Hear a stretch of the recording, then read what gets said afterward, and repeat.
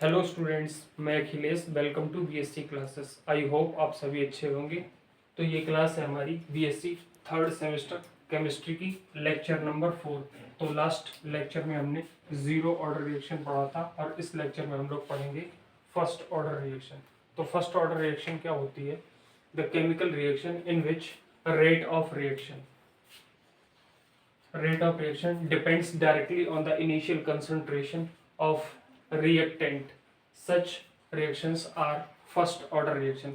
क्या मतलब है इस बात का? तो जो केमिकल रिएक्शन होती है जिसमें rate of reaction directly depend कर जाए इनिशियल कंसंट्रेशन पर, और इनिशियल कंसंट्रेशन भी किसकी? तो रिएक्टेंट की। ऐसी केमिकल रिएक्शन जिसमें rate of reaction directly depend करता हो किस पर? तो रिएक्टेंट की कंसंट्रेशन पर डिपेंड करता हो, इनिशियल कंसंट्रेशन पर डिपेंड करता हो, उसी को फर्स्ट ऑर्डर रिएक्शन कहते हैं। हमने जीरो ऑर्डर रिएक्शन क्या देखी थी? तो ऐसी केमिकल रिएक्शन जिसमें rate of reaction initial concentration पर डिपेंड नहीं करता है, जिसमें rate of reaction initial concentration जो रिएक्टेंट की होती है उस पर डिपेंड ना करता हो, तो उसे हम लोग जीरो ऑर्डर रिएक्शन कहेंगे। और ऐसी केमिकल रिएक्शन जिसमें rate of reaction initial concentration पर डिपेंड करता हो, और इनिशियल कंसंट्रेशन भी किसकी होगी? रिएक्टेंट की, उसी को हम लोग फर्स्ट ऑर्डर रिएक्शन कहेंगे। एक डेफिनेशन इसकी हमने और पढ़ी थी जीरो ऑर्डर रिएक्शन में, जो रेट लॉ एक्सप्रेशन होता है उसमें जो रिएक्टेंट की कंसंट्रेशन, उनकी पावर्स का सम अगर जीरो आ रहा होगा, अगर उनकी पावर्स का सम जीरो आ रहा होगा, ऐसे dx over dt is equal to k, और एक आपका रिएक्टेंट A है, एक रिएक्टेंट B, ये उनकी कंसंट्रेशन ले रखी है। अगर उनकी पावर्स का सम, सपोज ये x है, ये y है, ये हम लोग क्या निकाल रहे थे? ऑर्डर निकाल रहे थे x प्लस y के बराबर। ठीक, अगर इनकी पावर्स का सम कितना हो जाए? इनकी पावर्स का सम जीरो हो जाए, जैसे ये भी जीरो है, ये भी जीरो है, तो जीरो प्लस जीरो कितना हो जाएगा? जीरो। तो अगर इनकी पावर्स का सम जीरो आ रहा है तो ये जीरो ऑर्डर रिएक्शन हो जाएगी। और अगर सपोज करिए एक की कंसंट्रेशन की पावर 1 है, एक की जीरो है, तो ये कितना हो गया? 1 प्लस जीरो इज 1 हो गया। तो रेट ऑफ जो ऑर्डर आपकी रिएक्शन का होगा वो कितना हो जाएगा? 1 हो जाएगा। ठीक, 1 plus zero, 1 plus zero is equal to 1 हो जाएगा। ठीक, तो आप इस तरह से भी डेफिनेशन लिख सकते हो। ठीक, तो इस तरह से भी आप डेफिनेशन लिख सकते हो। तो मैंने समझा दिया आपको फर्स्ट ऑर्डर रिएक्शन क्या होती। तो ऐसी केमिकल रिएक्शन जिसमें रेट ऑफ रिएक्शन रिएक्टेंट की इनिशियल कंसंट्रेशन पर डिपेंड करता हो, उसी को फर्स्ट ऑर्डर रिएक्शन कहते हैं। एग्जांपल देख लीजिए आप।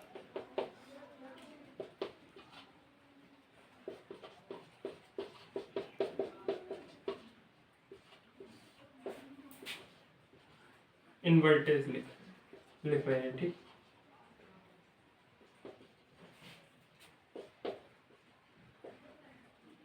एक ग्लूकोज बनेगा, एक फ्रक्टोज बनेगा,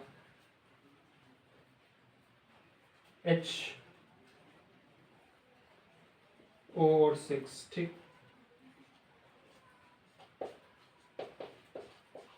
ठीक, अब देखिए ये आपका सुक्रोज है। ठीक, ये वाटर है। इन्वर्टेज की प्रेजेंस में जब ये रिएक्ट करेंगे तो एक ग्लूकोज देगा, एक फ्रक्टोज देगा। अब आप यहाँ पे देखिए कि इसकी मॉलिक्यूलरिटी कितनी है और ऑर्डर कितना है। मॉलिक्यूलरिटी मैंने कैसे निकालना बताया था? तो जो नंबर ऑफ रिएक्टेंट होते हैं उन्हें ऐड कर दे, मतलब उनके जो मॉलिक्यूल होते हैं, नंबर ऑफ रिएक्टेंट्स के जितने मॉलिक्यूल होते हैं उतनी ही हमारी मॉलिक्यूलरिटी होती है। तो आपका ये सुक्रोज है, इसका 1 मॉलिक्यूल है, ये वाटर है, इसका भी 1 मॉलिक्यूल है, तो 2 मॉलिक्यूल है, तो इसकी 2 मॉलिक्यूलरिटी हो गई। ठीक, अब इसकी ऑर्डर कितना होगा? ऑर्डर इसका कितना होगा? तो ऑर्डर इसका तो 1 हो गया, इसका 0 हो गया। ठीक, तो 1 प्लस जीरो इज 1। अब वाटर का 0 क्यों हुआ? तो मैंने बताया था एक्सेप्शन में या नोट पॉइंट में कि जो वाटर होता है और गैसेस जो होती हैं उनका जो ऑर्डर होता है वो हम 0 के बराबर ले लेते हैं ना। ये एक एक्सेप्शन केस बताया था मैंने आपको। और ये कैसे से अगर हम शो करना चाहें फर्स्ट ऑर्डर रिएक्शन को रेट लॉ एक्सप्रेशन में, अगर इसी एग्जांपल को तो कैसे करेंगे? तो dx over dt directly proportional to, पहला क्या है? C12 H22 O11 की पावर 1 हो जाएगा, और ये आपका H2O है, ये 0 ले लेंगे इसकी कंसंट्रेशन। ठीक, तो इस प्रकार से हो जाएगा। अब जब ये इसे हटाओगे डायरेक्टली के साइन को, ठीक, तो इक्वल का साइन आएगा और ये एक रेट कांस्टेंट आ जाएगा। के क्या होता है? रेट कांस्टेंट, ठीक। तो आपको यही नोट करना है, ये मत नोट करना, जब करना चाहो तो आप कर भी सकते हो, ठीक, करेक्ट है ये भी, तो आप इसे नोट कर लीजिए। ओके स्टूडेंट्स, तो हम कैलकुलेशन करेंगे रेट कांस्टेंट की। तो let the given reaction is first order reaction, तो ये हमने रिएक्शन लेट की है, माना है इसे कि ये फर्स्ट ऑर्डर रिएक्शन है, ठीक। तो हम यहाँ पे ले लेंगे लेट द इनिशियल कंसंट्रेशन, तो इसकी इनिशियल कंसंट्रेशन ए मान लीजिए, और अभी रिएक्शन स्टार्ट नहीं हुई है तो प्रोडक्ट आपका 0 होगा। अब यहाँ पे लिखिए आफ्टर टी टाइम, टी समय के बाद क्या हो जाएगा, तो ये ए थी अभी, ये एक्स घट जाएगी तो एक्स प्रोडक्ट बन जाएगा। अगर एक्स प्रोडक्ट बनेगा तो वो होगा तो रिएक्टेंट में से ही कम। तो अभी रिएक्टेंट की कंसंट्रेशन कितनी थी, इनिशियल कंसंट्रेशन हमने ए मानी थी तो प्रोडक्ट 0 था, अब कुछ प्रोडक्ट बन गया तो इनिशियल कंसंट्रेशन से कम हो गया होगा वो, ठीक। तो अब हम रेट ऑफ रिएक्शन यहाँ पे लिखेंगे, तो dx ओवर dt जो है वो डायरेक्टली प्रोपोर्शनल हो जाएगा a माइनस एक्स के, ठीक। और उसकी पावर कितनी हो जाएगी, 1 हो जाएगी, क्यों, क्योंकि फर्स्ट ऑर्डर रिएक्शन है ये, ठीक, उसकी पावर 1 हो जाएगी। तो अब हम क्या करेंगे, dx over dt is equal to k हो जाएगा और ये a माइनस एक्स हो जाएगा। अब ये 1 पावर है तो अभी भी 1 ही पावर है, ठीक, हिडन है थोड़ी सी। अब आप देखिए ये dx है और इसमें भी x की टर्म आ रही, तो इसे हम यहाँ ले आएंगे और बाकी इसे कांस्टेंट के पास भेज देंगे। तो dx upon a minus x यहाँ पे आ जाएगा is equal to k into D T यहाँ पे आ जाएगा। तो आप इसे नोट करिए। और अब हम क्या करेंगे, इंटीग्रेशन, तो लिखेंगे ऑन इंटीग्रेशन, ऑन इंटीग्रेशन, तो इंटीग्रेशन का साइन ऐसे लगता है, तो dx upon a minus x is equal to integration, के बाहर ले लेंगे क्योंकि के कांस्टेंट टर्म है, ठीक। तो इसका इंटीग्रेशन कितना आएगा, तो इसका 1 अपॉन एक्स का आता है लॉग एक्स, अब क्योंकि यहाँ पे x नेगेटिव साइन के साथ है तो नेगेटिव साइन आगे आ जाएगा, ठीक। तो k और dt का इंटीग्रेशन कितना होगा, t प्लस आई। अब यहाँ पे i क्या है, तो इंटीग्रेशन कांस्टेंट है, यह है आपका इंटीग्रेशन कांस्टेंट, इंटीग्रेशन कांस्टेंट। और यहाँ पर k क्या है, तो ये है रेट कांस्टेंट, k यहाँ पे आपका रेट कांस्टेंट है और वहां पे i जो है वो इंटीग्रेशन कांस्टेंट है, ओके। तो अब आप क्या करोगे इसमें, अब देखिए आपके पास यहाँ पर i की वैल्यू सबसे पहले सॉल्व करनी पड़ेगी आपको, i की वैल्यू मतलब निकालनी पड़ेगी। तो आप क्या करोगे, पुट करोगे, put x is equal to 0 and t is equal to 0, x is equal to 0 t is equal to 0 आप इसमें पुट कर दोगे तो माइनस लॉग a माइनस 0 हो जाएगा is equal to k into 0 हो जाएगा प्लस i हो जाएगा, ठीक। ये i बनी हुई है तो ये हो जाएगा माइनस का log a is equal to i। तो i की वैल्यू आपको मिल गई, ये आप इसे ऐसे लिख लीजिए, बात तो वही, i is equal to minus का log a, और इसका बेस क्या चल रहा है, e, इसका भी बेस क्या चल रहा है, e, और इसका भी बेस क्या चल रहा है, e, ठीक। इनका बेस e चल रहा है। अब आप नोट कर लीजिए, तभी इस साइड का इरेज करके आगे सॉल्व करेंगे इसे। स्टूडेंट्स यहाँ पे rate of first order reaction और लिख लेना है ना, rate of first order reaction, ठीक, क्योंकि यहाँ पे आपने रेट निकाला है, ठीक, मतलब एक्सप्रेशन उसका किया है, तो आप यहाँ पे लिख देना rate of first order reaction, ठीक। तो आप यहाँ तक नोट कर लीजिए, फिर ये इरेज करके आगे सॉल्व करते हैं इसी एक्सप्रेशन को, ओके स्टूडेंट्स, मैंने ये इरेज कर दिया है तो आपने नोट कर लिया होगा। इसे आप इक्वेशन नंबर 1 मान लीजिए। ठीक, अब आप क्या लिखोगे? Putting the value of I in equation 1। अब ये आई की जो वैल्यू हमने फाइंड आउट की है वो इक्वेशन नंबर 1 में रख देंगे हम लोग। तो क्या है? माइनस का log base e in bracket a minus x is equal to k into t minus, अब ये वाली वैल्यू आई की रख देंगे हम लोग। तो ये क्या है? Minus log base E into A, log A base E. ठीक, इसे इस साइड में ले आएंगे, लॉग को इस साइड में ले आएंगे तो ये हो जाएगा लॉग ए बेस ई और minus log a minus x base e is equal to k into t. ये वाली टर्म इस तरफ आएगी तो पॉजिटिव हो जाएगी, बाकी ये नेगेटिव टर्म थी तो ये नेगेटिव ही रहेगी। अब आप लोग एक फॉर्मूला जानते होंगे, क्या जानते हो? Log m minus log n, ये क्या होता है? Log m into m by n. ठीक, लॉग एम बाई एन जो होता है वो log m minus log n के बराबर होता है। ठीक, तो ये इस तरह से लिखा हुआ है तो इसे इस तरह से हम लोग लिख देंगे। तो ये हो जाएगा log a upon A minus x और base e is equal to k into t. अब हमें वैल्यू किसकी निकालनी थी? तो रेट कांस्टेंट की निकालनी थी। और रेट कांस्टेंट क्या होता है अभी मैंने यहाँ पे आपको बताया था, तो के। तो के की वैल्यू क्या आ जाएगी? K is equal to log base ई और A upon A minus x, और ये टी जो है वो इसे हम लोग ऐसे लिख देंगे। तो यहाँ पे लिख दीजिए या ऐसे लिख दीजिए 1/t, है ना? 1/t मतलब टी इस साइड में आएगी, इधर मल्टीप्लाई में तो इस तरफ डिवाइड में आ जाएगी। तो ये आपका एक्सप्रेशन हुआ रेट कांस्टेंट का। लेकिन ये है अभी बेस ई में। अगर आप इसे बेस 10 में लिखोगे तो ये क्या हो जाएगा? k is equal to 2.303 upon T आ जाएगा। इससे मल्टीप्लाई हो जाती है अगर आप किसी भी टर्म को बेस ई से बेस 10 में बनाते हो तो यहाँ पे हो जाएगा log a upon A minus x और ये बेस 10। तो आप इस एक्सप्रेशन को भी लिख लीजिए और बॉक्स में बंद कर लीजिए। ठीक, k is equal to 2.303 upon t log base 10 a upon A minus x. तो आप इसे नोट कर लीजिए।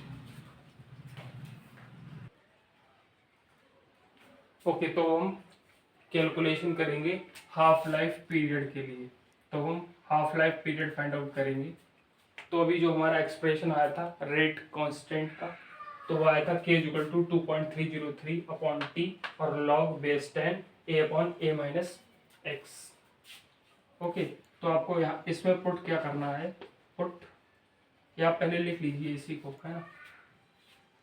k equal to 2.303 upon t log a upon A minus x और बेस 10।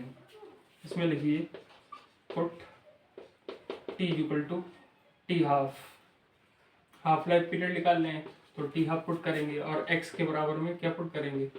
a/2। ये तो हमने कल की क्लास में भी सीखा था जब हाफ लाइफ पीरियड निकाला था तब। तो इसमें पुट कर दीजिए तो k equal to 2.303 upon t की जगह पे टी हाफ पुट करना है, t 1/2 और लॉग बेस 10 और यहाँ पे आएगा आपका a upon A minus a/2। X की जगह पे a/2 पुट कर दिया हमने। ठीक, अब देखिए k equal to 2.303 upon t half और ये हो जाएगा आपका लॉग बेस 10 और ये है आपका a। अब 1 में से हाफ जाएगा तो हाफ बचेगा, तो ये आपका हो जाएगा k equal to 2.303 upon t 1/2 t half मतलब और लॉग बेस 10 और ये a से a कैंसिल हो जाएगा और 2 ऊपर पहुंच जाएगा। ठीक, तो आप इसे नोट करिए ओके स्टूडेंट्स, तो आप यहाँ तक इसे नोट कर लीजिए, फिर हम इस तरफ सॉल्व करते हैं इसे। अब देखिए टी हाफ को हम लोग इस साइड में ले आते हैं क्योंकि हमें इसी की वैल्यू निकालनी है, हाफ लाइफ पीरियड। तो टी हाफ हम इस साइड में कर लेते हैं। टी 1/2 इक्वल टू कितना है 2.303 अपॉन के आ जाएगा, और लॉग कितना है 2। ठीक, ये मैंने एक्सप्रेशन नोट कर लिया। अब लॉग 2 की वैल्यू क्या होती है, आप उसे 2.303 अपॉन के, और लॉग 2 की वैल्यू 0.3010 आप साइड में नोट कर लेना। पहली बात तो आपको पता ही होगी। तो टी 1/2 इक्वल टू, ये आपकी कितनी मल्टीप्लाई आ जाएगी 0.6931 अपॉन के। ठीक, अब ये न्यूमेरिकल्स में आपको जरूरत पड़ेगी तो आप बार बार ये मल्टीप्लाई मत करना है ना, ये एक दो बार एक्सप्रेशन आप करके देखोगे हाफ लाइफ पीरियड का, तो ये आपको लर्न हो जाएगी। बाकी आपको ये एज अ फार्मूला लर्न कर लेना क्योंकि ये न्यूमेरिकल्स में डायरेक्ट यूज होगा। तो ये हाफ लाइफ पीरियड आपका आ गया, t half is equal to 0.6931 upon k. तो आप इसे नोट कर लीजिए। ओके स्टूडेंट्स, तो हम देखेंगे characteristics of first order reaction. तो फर्स्ट ऑर्डर रिएक्शन की हम लोग अब कैरेक्टरिस्टिक्स देखेंगे। तो मैंने यहाँ पे ये रेट कांस्टेंट का एक्सप्रेशन लिख दिया जो भी हमने फाइंड आउट किया था। तो 2.303 upon t log base 10 a upon A minus x, और टी हाफ लाइफ पीरियड का भी एक्सप्रेशन लिख दिया 0.6931 अपॉन के। ठीक, और टी हाफ ये आपका क्या है, हाफ लाइफ पीरियड है, और के आपका क्या है ये, तो ये रेट कांस्टेंट है, और टी आपका क्या है, टाइम है, और ए क्या है, इनिशियल कंसंट्रेशन है।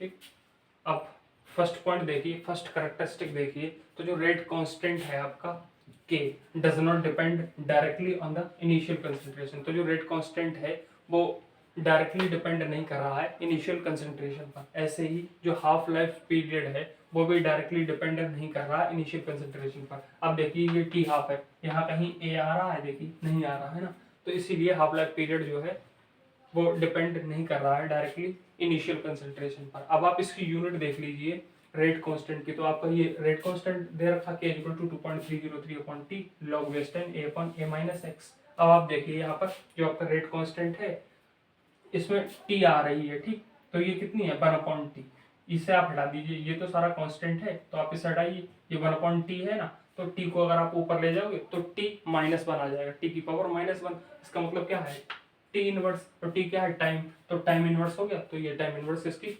यूनिट हो गई। ठीक, अब यूनिट जीरो ऑर्डर और फर्स्ट ऑर्डर अभी मैंने दोनों करवा दी। अब यूनिट दोनों की अच्छी तरह से याद रखना, ऐसे सेकंड ऑर्डर आपकी रिएक्शन करवाई जाएगी। और ये तीनों क्वेश्चंस में से एक क्वेश्चन 100% आपके पेपर में आने की पॉसिबिलिटी रहती है। या तो जीरो ऑर्डर रिएक्शन पूछेगा, या फर्स्ट ऑर्डर रिएक्शन पूछेगा, या फिर सेकंड ऑर्डर रिएक्शन पूछेगा। और अगर लॉन्ग में पूछेगा, वेरी शॉर्ट में पूछेगा तो सिर्फ डेफिनेशन पूछेगा। ठीक, क्वेश्चन, और अगर शॉर्ट में पूछेगा तो डेफिनेशन पूछेगा और कैरेक्टरिस्टिक्स आपसे पूछ लेगा। और अगर लॉन्ग में पूछेगा तो सबसे पहले तो डेफिनेशन पूछेगा, उसके एग्जांपल्स पूछेगा। ठीक, जीरो ऑर्डर रिएक्शन क्या होती है उसका एग्जांपल बताइए, उसकी ऑर्डर, जो आप एग्जांपल बताओगे उसकी ऑर्डर और मॉलिक्युलरिटी बताइए, साथ में उसके कैरेक्टरिस्टिक्स बताइए, रेट लॉ एक्सप्रेशन बताइए, हाफ लाइफ पीरियड बताइए। इनमें से 3-4 क्वेश्चन दे देगा।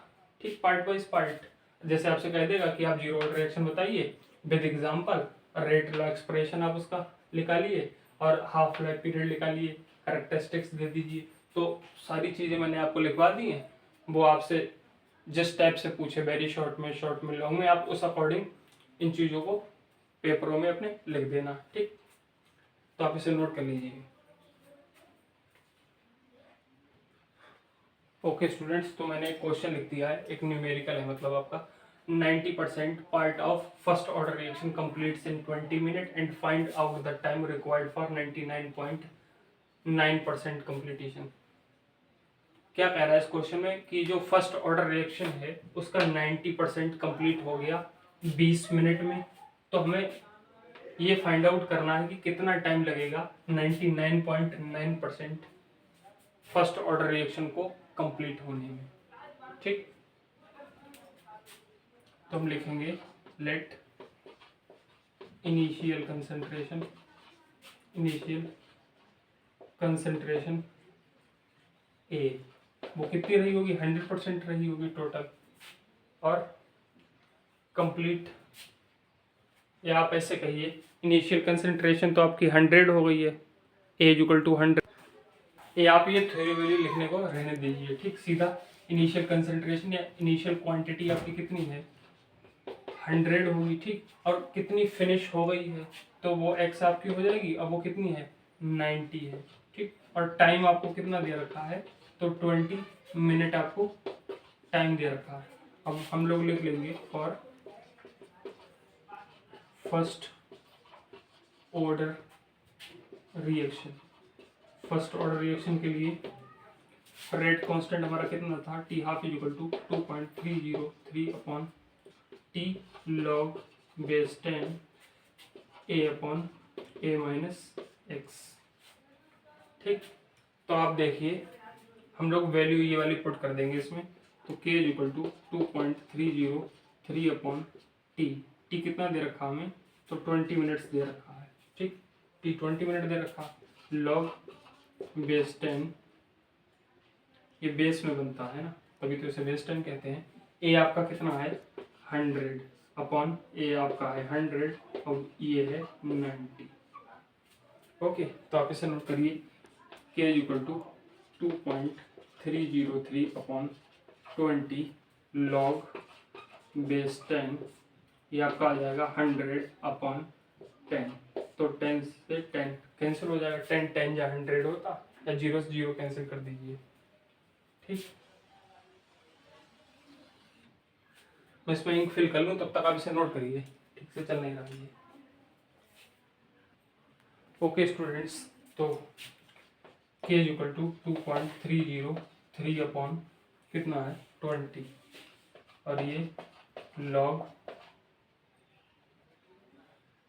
बेस में भी 10 है और वैसे भी 10 है, तो ये वैल्यू जब सेम होती है तो इसकी वैल्यू 1 आ जाती है, तो k हमारे लिए मिल जाएगा 2.303 अपॉन 20। तो ये हमारी वैल्यू हो गई। आप इस पूरे को ए पार्ट मान के चलो, है ना, ए पार्ट, ठीक। अब हम बी पार्ट के लिए करेंगे, तो बी पार्ट में अब आप देखिए, ए जो आपकी इनिशियल क्वांटिटी या फिर इनिशियल कंसंट्रेशन रही होगी, वो तो आपकी कितनी रही होगी, 100 रही होगी। अब हमें यहाँ पे टाइम फाइंड आउट करना था, ठीक।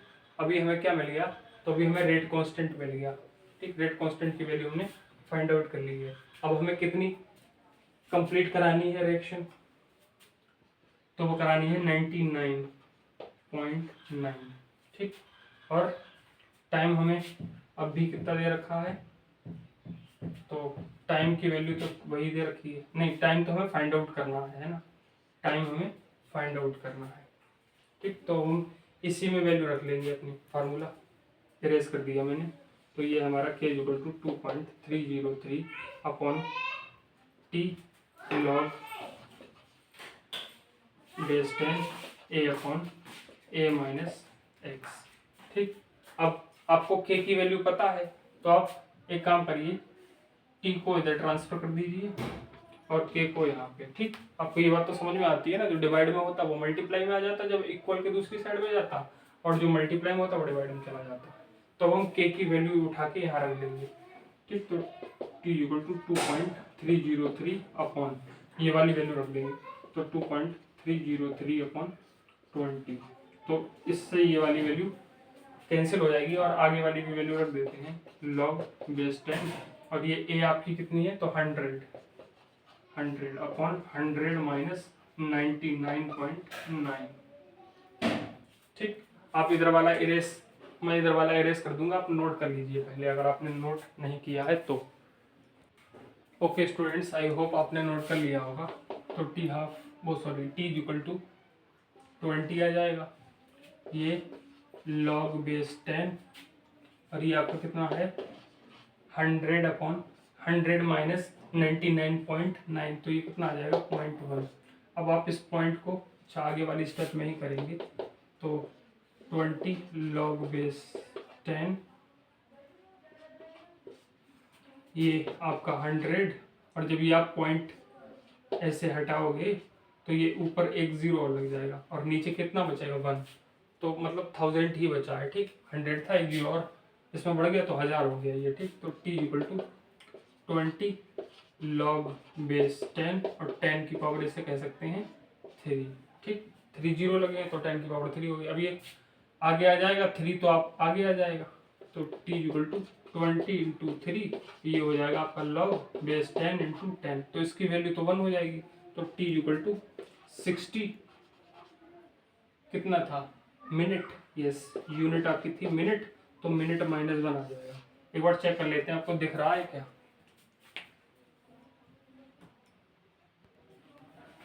ओके ठीक से नहीं दिख रहा तो मैं दोबारा से लिख देता हूँ। तो आपका आएगा t इक्वल टू 60 मिनट -1। मैंने मिनट -1 क्यों लिखा, इसकी टाइम -1 मैंने यूनिट लिखी थी, तो आप देखिए यहाँ पे टाइम मिनट में दे रखा है, इसीलिए मैंने मिनट -1 लिख दिया है यहाँ पे, ठीक। तो आपको ये भी समझ में आ गया होगा यहाँ फार्मूला मैंने कौन सा लगाया है।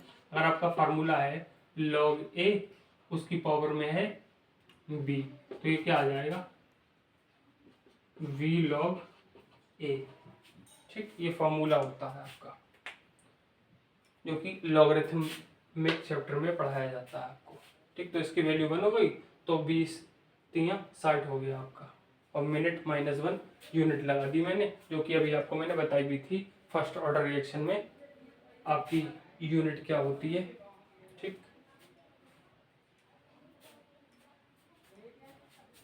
रेट कांस्टेंट के एक्सप्रेशन में नोट कर लीजिए इससे आप।